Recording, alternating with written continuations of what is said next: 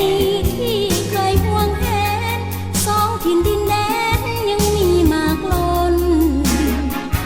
ไปพุ่นกินปลามาพี่กินข้าวเขาอย่ากังวลเป็นบ้านแก้วเมืองดองมาดนฮักในซาตนฮักในไมตรีถึงพื้นแผ่นดินจะมีพรมแดนกลางกันแต่บ่สำคัญฮักกันได้อ้ายน้องพ้องพี่สำเนียงเสียงเว้าลาวและไทยเข้าใจกันดีมิตรภาพสองชาติเฮานี้จงเพิ่มทวีมันยืนมันยืน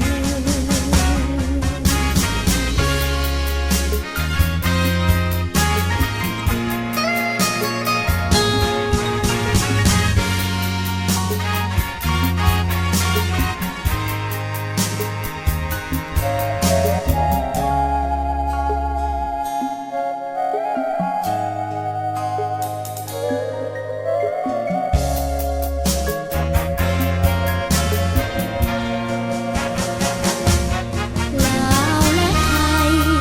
ใจแยกเพียงเส้นพรมแดนประเพณีที่เคยห่วงแหนสองถิ่นดินแดนยังมีมากล้น